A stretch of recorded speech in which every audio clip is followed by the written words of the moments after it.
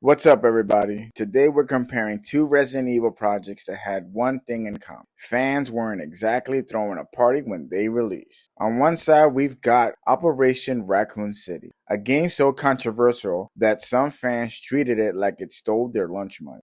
And on the other side, we've got the Netflix Resident Evil series, a show that somehow united the Resident Evil fan base against the show itself. So here's the question. How did a game that most fans nearly ranked the bottom of the franchise and end up feeling more like a Resident Evil than an entire series? Let's find out. And for the love of the Matrix, this is gonna get weird. Round 1, the story.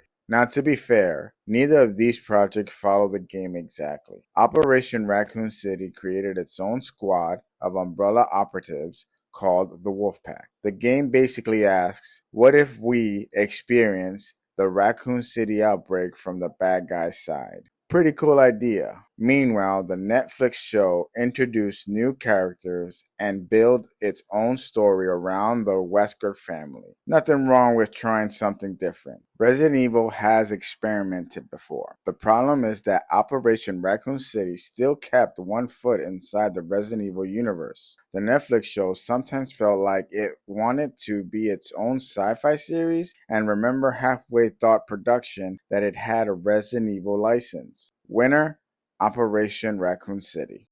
Round 2. Does it feel like a Resident Evil? This one isn't even close. Operation Raccoon City throws you into collapsed streets, zombies everywhere, umbrella soldiers everywhere, hunters, liquor, nemesis, chaos. The game constantly reminds you, hey buddy, welcome to Raccoon City. Hope your life insurance is paid up. The Netflix shows, sometimes you'll go so long without seeing something that screams Resident Evil that you'll start to check the title card to make sure you clicked on the right show. Resident Evil should feel dangerous. It should feel infected. It should feel like humanity is losing. Operation Raccoon City gets that. Winner, Operation Raccoon City. Round 3, fan service. Resident Evil fans are simple creatures. We see Leon, we get excited. We see Claire, we get excited. We see Nemesis, we get really excited. Operation Raccoon City understood this perfectly. It lets the player interact with major characters and important moments from the franchise. The Netflix shows had reference and Easter eggs, but reference aren't the same thing as giving fans the characters and the world they came to see. It's the difference between getting a pizza and getting a picture of a pizza. Winner, Operation Raccoon City. Round 4, the villains.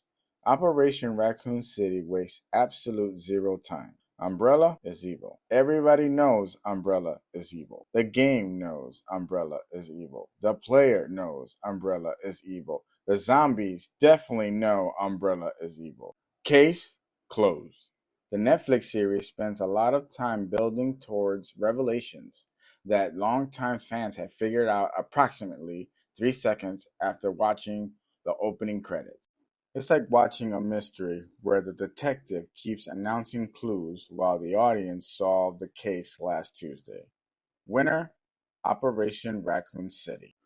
Round 5, the big question. Now here's where things get interesting. Operation Raccoon City is not a perfect game, not even close. The shooting can be clunky, the AI can be frustrating, and some design choices are rough. But despite all of that, it feels like Resident Evil. The developers knew and understood the atmosphere, the monsters, the location, the tone, the world. Meanwhile, the Netflix series had a longer budget and more screen time to develop its story. Yet many fans walk away feeling like it didn't understood what they loved about Resident Evil in the first place. And that's the difference. Fans can't forgive flaws.